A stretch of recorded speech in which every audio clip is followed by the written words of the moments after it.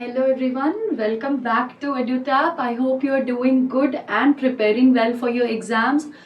We'll be continuing with our series on the basic concepts of management.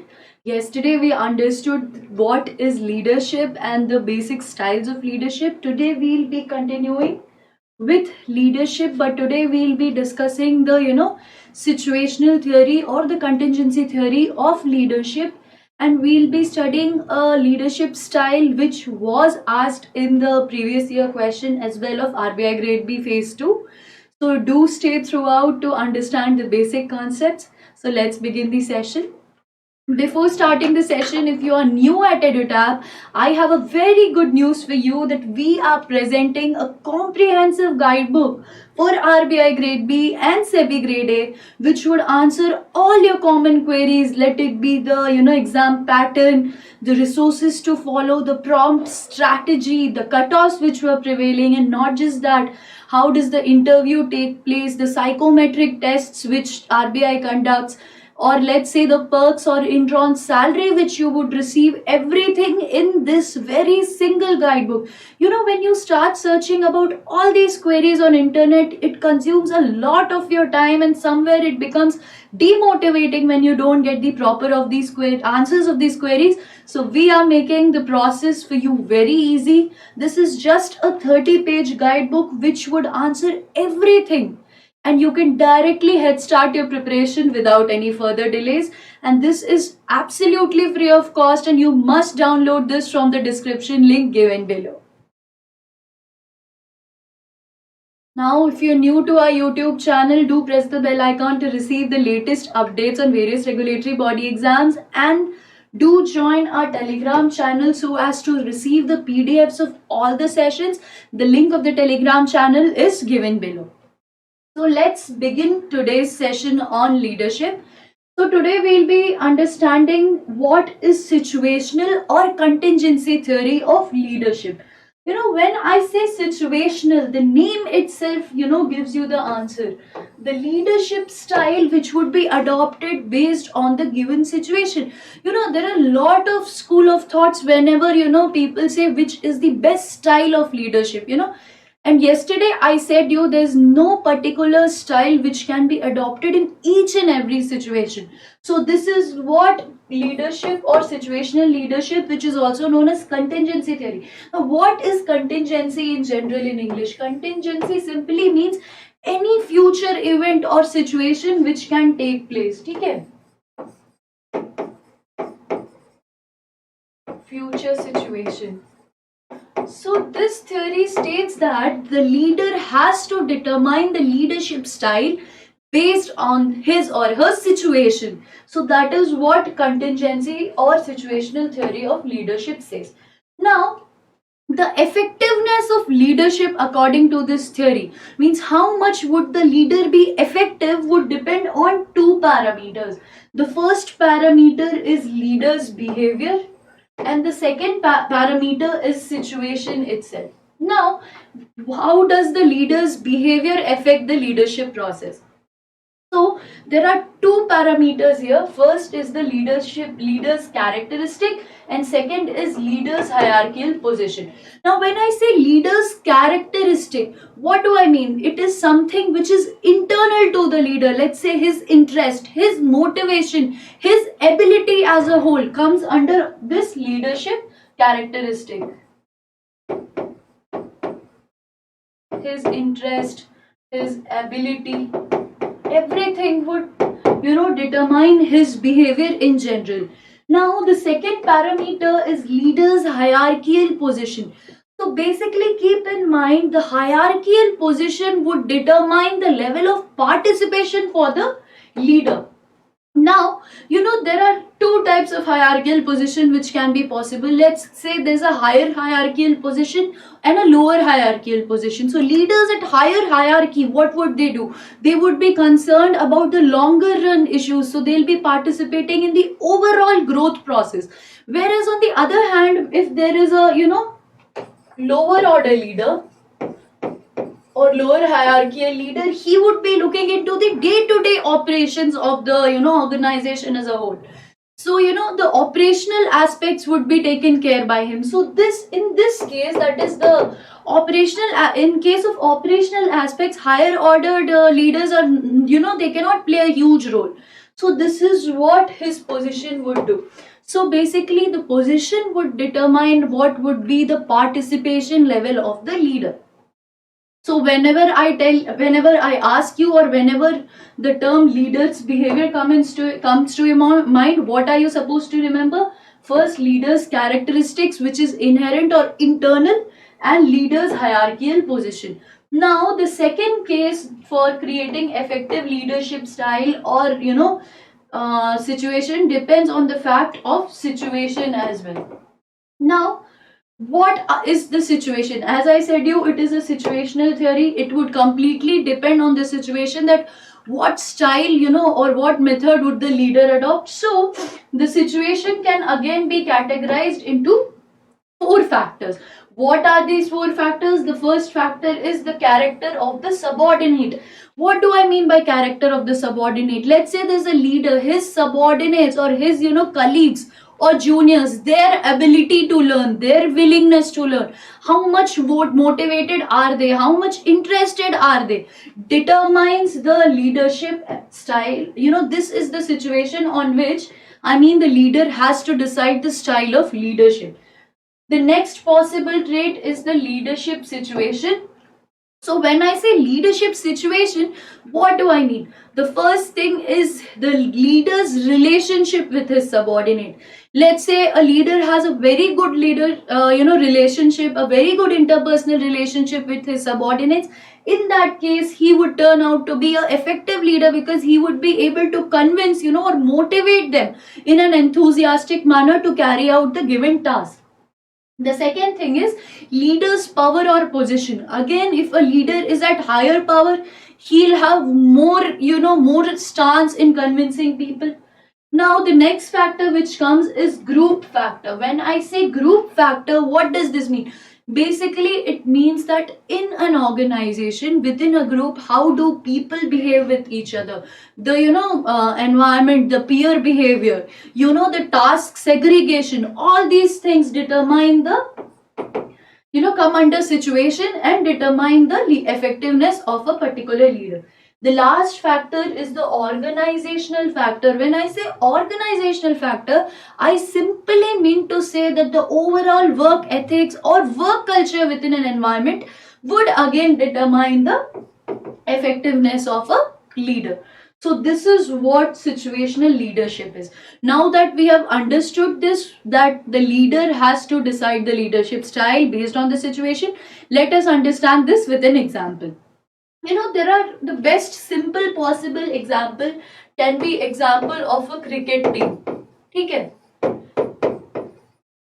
How the team is constantly changing, so the formation or the members of the team are not constant in case of a cricket team. So what do you conclude from this? That every time there is a new player who comes, or there's a player who leaves the team, the overall strength and weakness of the team changes. So depending upon the team members, the coach has to decide the right strategy so that the team can give optimal performance. Okay?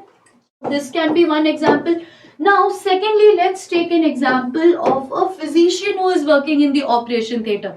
Now, what would the physician do? Can he provide same medication to all the patients, let's say in the emergency room? No. He cannot do that. So based on the severity of the patient's situation, what treatment he or she requires, that would be the line of action for this doctor.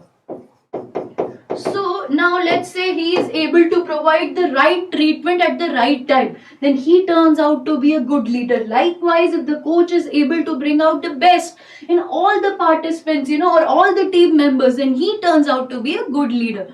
So what can you say about contingency theory or situational based leadership theory? That the leader has to act according to the situation and mold his team members, and there is no particular style which can be followed everywhere. you can understand this in this way, that let's say there's a there's a leader who is very tough in his behavior. So he's very tough, rugged. So this kind of, and he's very kind of heavily task oriented. So let's say this kind of leader can work well in case of factories wherein he has to handle large masses of workers. But again, this kind of leadership might not help white collar job people. So this is what this theory simply says, that depending on the situation you have to choose the leadership style. I hope this is clear to you. Now, today we'll be discussing a very important contingency theory, that is Robert House path goal theory. There was a question in RBI Grade B Phase 2 2018 on this given theory. Now, again, as I said you, this is a contingency theory. So, what will be the basic factor? Here also Robert House says that the leadership style would depend upon the situation. But again, you know, this theory, okay, let us understand from the basic. Firstly, this theory came up in 1971. Who gave this theory? Robert House. Do remember the people who, gave the theory. Now, again in 1996, there were certain amendments which were made in this theory. We'll not, go into that historical facts right now. So, basically, what did Robert House say? Robert House said that leadership, in order to be a successful leader, what has a leader do? What has the leader to do? Okay, the leader has to, help his, fellow team members, yeah, to identify their goals. Okay, identify their goals. And this goals has to be in alignment with the organization's goal as well. And he or she has to help his subordinates to achieve these goals.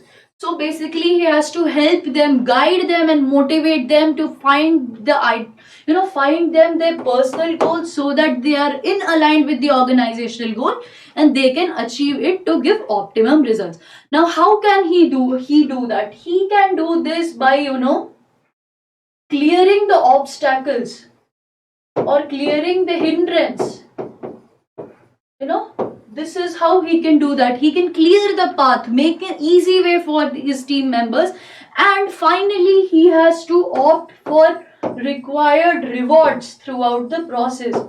So this is how leadership process would work according to Robert House. Now to be more precise, he said that leadership style, the style of leadership which is situational, is determined by two factors. Okay, what did he say? The first thing he said that what he said, that there are two important factors on which the leadership style would depend. Means there were three pillars in his theory. First is leadership style.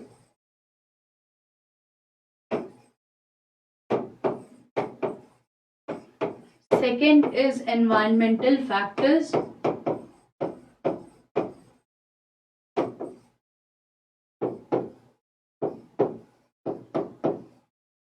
And finally, it is subordinate or employee factor. So, Robert House said that based on the situation and subordinate's nature, a leader has to decide his leadership style. So he went further to classify the different types of leadership styles, the environmental factors, and the subordinate factors, which would eventually determine or help the leader to use the best leadership style. So let us discuss each of them in detail. Okay. Now, the first type, firstly you need to keep in mind that he classified leadership into four styles. How many styles? Four styles. The first style, which is known as the directive or task oriented.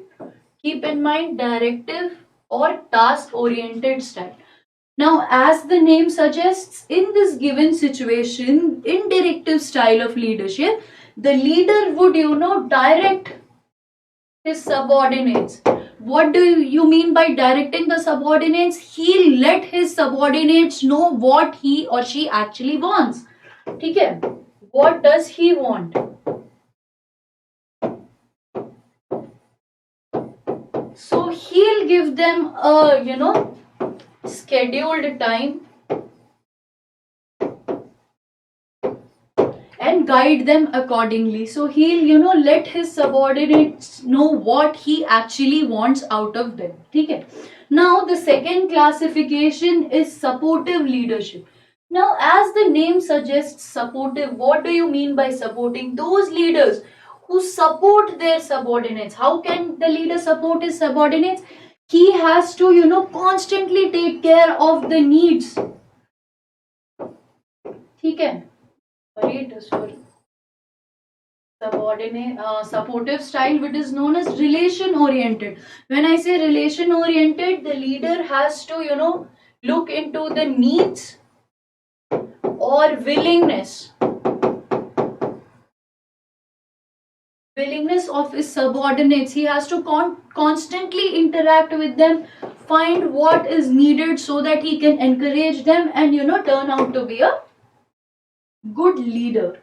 Now, what is a participative leadership? Now, in case of participative leadership, what happens is that the leader is open to suggestion, which means that he takes suggestions, he involves his subordinates in the decision making process. What does he do? He involves his subordinates in the decision making process. Okay. He is open to suggestions, he wants different viewpoints. So in that case, he would adopt for a participative leadership style. And lastly, achievement oriented leadership. What is achievement oriented? Which means the leader would, give the subordinates high goal oriented task.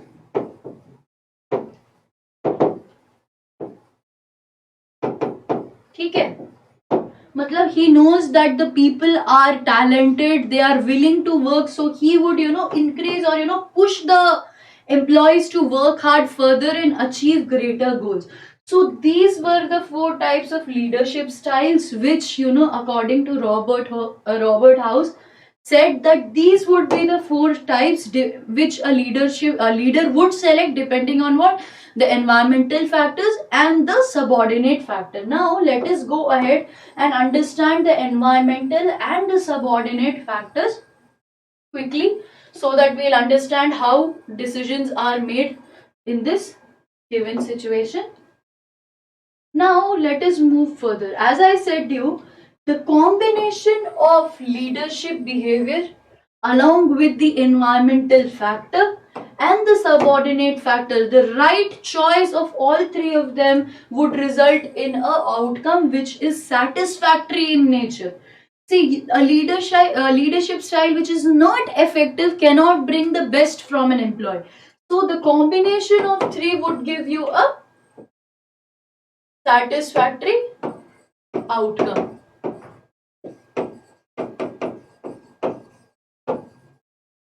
Now we'll understand environmental factor and employee characteristics. Okay. Now when I say environmental factor, what do I mean? There are 3 specific things which I mean when I say about environmental factors. The first factor is the work structure. You need to simply remember, whenever I say work structure, I mean to say whether a work is organized or a work is unorganized. Okay?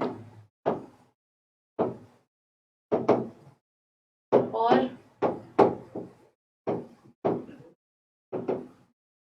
work is organized or unorganized. Now when I say team dynamics, what do I mean by team dynamics? How well the people in a particular team gel with each other. That is what is known as team dynamics, And lastly, when I say authority structure, the structure, whether the structure is centralized or the authoritarian structure is decentralized. ठीक है.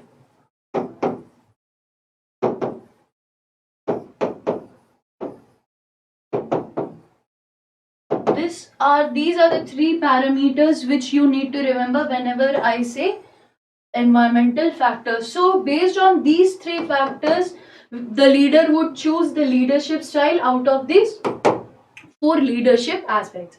Now the next point, or the next factor which would determine the leadership style is the employee's characteristic.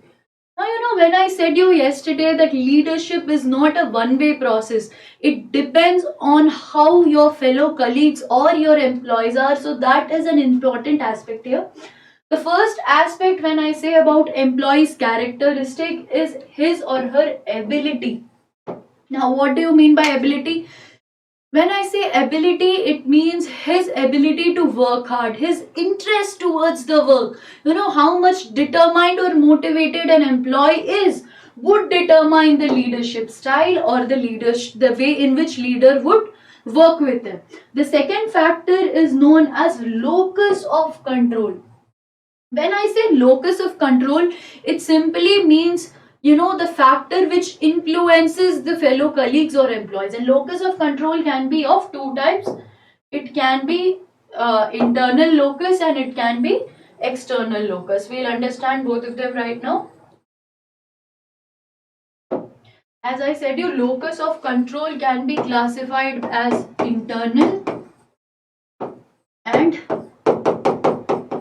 external locus. Now, what is internal? As the word suggests, it is a factor which makes the employees determined from within. अंदर से आता है उनको. They are highly motivated. They know that they are they have good ability to do the task. तो वैसे factors को internal locus factor कहते हैं. On the other hand, what is an external locus? Which means they need motivation or something from the external situation, which means they do not believe that much in their ability. It has to be someone from outside who has to constantly, push them to do the task. So depending on the locus, whether a employee is internally motivated or he needs an external, trigger, the leadership style is decided. Now the last factor when I speak about employee's characteristic is his experience or his willingness to be influenced. Excuse me. When I say experience or willingness to accept influence, what does it mean? Whether the employee is experienced enough or he is a fresher. ठीक है. एक तो ये aspect हो गया और दूसरा aspect क्या है कि how willing is he to accept the influence of the leader. So this is what decides the leadership style of the leader. So what can you conclude? That depending on the environmental factor and the nature of the subordinate, which again depends on what his ability which he perceives, perceives from within, or he requires external motivation, locus of control and his experience, all these factors would determine whether the leadership will be directive, achievement oriented, supportive or participative in nature, and the combination of the right choices will result to optimum results. So now that we have understood that what are the important parameters which would be considered while choosing the leadership style, now let us understand how does this path goal work. Now, as the name suggests, please keep in mind path goal. Path and goal. So what do you see here? There are two important terms. As I said you in the beginning, the leader would help the employees to find the right path. How would he do that? He would help them to identify the goals in orientation with the goals of the organization. And what is the goal, which means here it is the final objective which has to be met. So I hope you understood what is path goal theory, and now let us see how is path goal theory applied. Again, please remember, whenever I say path goal theory, the first thing which has to come to your mind that it is a situational based theory. Now, the first style of leadership, that is directive. As I said you, when can be this applied? Based on the subordinates factor and the environment factor. Let us understand first with terms of subordinate factor. Now, when the subordinates want leader who are authoritative in nature, and these people have a external locus of control, which means these people are not that much motivated. There has to be someone who has to constantly direct them. In that case, directive style of leadership can be used. These people also have low ability, they perceive that their ability is low. In that case, directive leadership can be used. Now, when you come to environment, when can this be used? When the environment is complex, or the task is quite ambiguous in nature, that where you have to tell people what each of them are supposed to do. In that case, you can use directive leadership style. You can also use this when a leader has a good formal authority, okay? And also the working group is somehow good, means people they are willing to work but they need some push. In that case, you can use directive leadership style. Now, supportive, as I said you, what does a supportive leader do? He works along, provides constant support by looking into the needs and willingness. This can be used when the people do not want an authority leadership, and they somewhere have an internal locus of control. They know that they are able to do the work. They have high they believe in their ability, they have high ability. In that case, the leadership style which the leader can approach can be supportive of nature. The tasks which can be used are or when these type of leadership style can be used is simple, structured, or there is a weak formal authority, or the working group is not that good, but they depending on the interpersonal relationship, the leader can use a supportive style. Now, in case of participative, what did I say about participative? The leader would allow his subordinates to participate, accept, or hear his viewpoints, and eventually come to a conclusion. So, when would a leader use this? He would use this when he wants his team members to get involved in the process. And those people who are highly motivated, they believe they are highly able. And secondly, they have internal locus of control, which means they are highly determined from within. They are ready to work. In that case, he can use a participative way of leadership style. This again depends. Let's say the environment is complex or ambiguous in nature, the authority can be strong or weak, and moreover the working group can also be good or bad as a whole. Now, lastly, the achievement oriented leadership style. When can be these types of leadership style used? When the locus of control is external. Okay, the people have high ability, but somewhere the leader feels that you can still bring a lot of good from these kind of employees. In that case, he can use the achievement oriented leadership style. Somewhere the people feel, the employees feel, subordinates feel that they want an authoritative leader. In that case, this can be used. And in case of the environmental factor, in terms of environmental factor, the task can again be simple, or you can say the task is a structured task. The authority is very strong, as I said you, achievement oriented, and the working group can again be good or bad. So I hope you understood based on what situations leadership styles are to be chosen.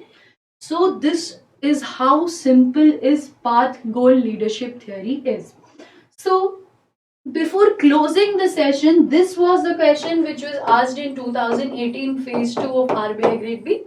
It said that from the following options, identify the leadership theory wherein a leader removes obstacles so that the follower is able to reach or achieve their respective objectives. So what would be the correct answer? Path goal theory, I said you, he removes the obstacles. Firstly, he helps them to identify the goals matching with the orientation of the organization, removes the obstacles, and provides them with the required rewards in every stage of project. So this is how simple the nature of questions are. So do understand each and everything in depth, and you will be able to answer all the questions which are being asked in the exam. So I hope you enjoyed the session. So if you have any query related to this session, do let me know in the comment section, or you can reach out to us in the given number or the given mail ID. All the best. Prepare well. Thank you.